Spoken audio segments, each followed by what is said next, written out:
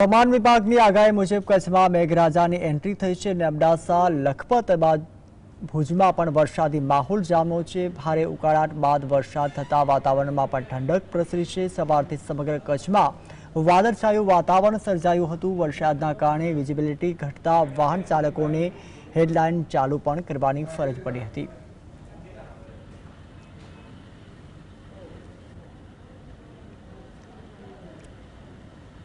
કચ્છના રાપર અને વાગડમાં ગાજવીજ સાથે 2 ઇંચથી જેટલો મુશળધાર વરસાદ પડ્યો છે। રાપર, રામવાવ અને વણોવ, સુવઈ, નીલપર અને ખીરઈ, નંદાસર સહિતના ગામડામાં વરસાદી ઝાપટા પડ્યા હતા। આથમણ નાકા પાસે નદી જેવું દ્રશ્ય પણ સર્જાયું હતું। મામલતદાર ક્વાર્ટર, ગેલીવાડી અને શંકરવાડી સહિતના વિસ્તારોમાં પાણી ભરાયા હોવાની ઘટના પણ સામે આવી છે। ખેડૂતોએ પણ ચોમાસાના પાક માટે આ વરસાદને સોના સમાન ગણાવી આનંદ વ્યક્ત કર્યો છે।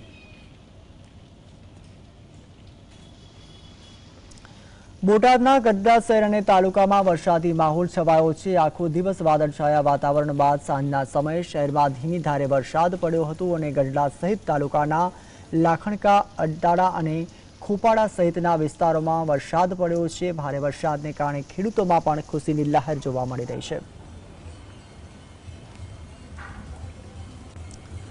ગીર સોમનાથ જિલ્લામાં સવારથી જ વરસાદી માહોલ છવાયો હતો। તમામ તાલુકાઓમાં વરસાદી ઝાપટા પડ્યા હતા। વેરાવળ, સૂત્રાપાડા, તાલાલા, કોડીનાર, ઉના સહિત ગીર ગઢડામાં વરસાદ ખાબક્યો હતો। મેઘરાજાની મહેરના પગલે જગતનો તાત ખુશખુશાલ પણ જોવા મળી રહ્યો છે।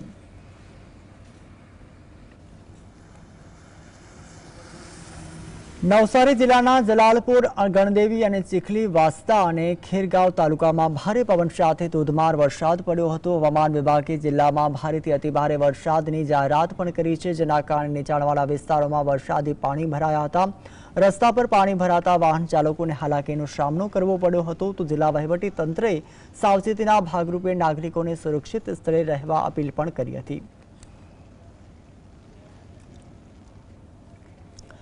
પાટણ જિલ્લામાં ચોમાસાએ રંગ જમાવ્યો છે। પાટણ શહેરની સાથે રૂણી, કમલીવાડ સહિતના ગામડામાં વરસાદ પડતા વાતાવરણમાં ઠંડક પ્રસરી છે। વરસાદને કારણે ખેડૂતોમાં પણ ખુશીની લહેર છવાઈ છે। હવામાન વિભાગે આગામી દિવસોમાં આ ક્ષેત્રોમાં વધુ વરસાદ પડવાની શક્યતાઓ પણ વ્યક્ત કરી છે। નાગરિકોને સાવચેત અને રહેવા વહીવટી તંત્રે અપીલ પણ કરી છે।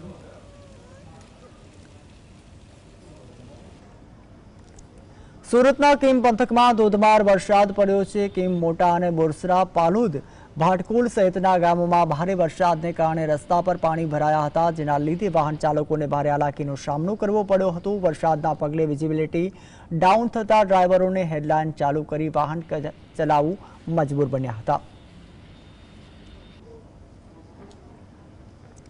સુરતમાં ભારે વરસાદ પછી ખાડીપુરા પ્રભાવિત વિસ્તારોમાં તંત્ર હવે સક્રિય થયું છે। ગીતાનગર સહિતના વિસ્તારોમાં પાણી ઓછું થતાં સાફ સફાઈ અને રોગ નિયંત્રણની કામગીરી પણ શરૂ કરવામાં આવી છે। ગીતાનગર ખાતે આવાસી વિસ્તારોમાં ખાડીપુરનું પાણી ઓસર્યા બાદ સુરત મહાનગરપાલિકા અને ફાયર બ્રિગેડની ટીમોએ સ્થળ પર પહોંચી સફાઈ અને સેનિટાઇઝરની કામગીરી શરૂ કરી છે। વરસાદની ભરાયેલા પાણીને કારણે રોગચાળો ન ફેલાય તે માટે દવા છંટકાવનો પણ કાર્યવાહી કરવામાં આવી રહી છે।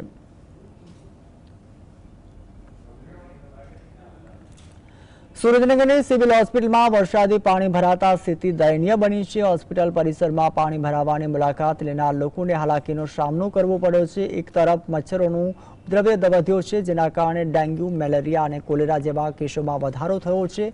આ રોગના દર્દીઓને હોસ્પિટલમાં દાખલ કરવામાં આવે છે, પરંતુ ખરાબ સ્થિતિને દર્દીઓ અને તેમના સ્નેહીજનોમાં આરોગ્યને જોખમમાં મૂકી શકે છે। સ્થાનિક લોકોએ તાત્કાલિક વરસાદી પાણીના નિકાલની માંગ પણ કરી છે। હોસ્પિટલ તંત્રની બેદરકારી વિરુદ્ધ લોકોએ રોષ પણ ઠાલવ્યો હતો।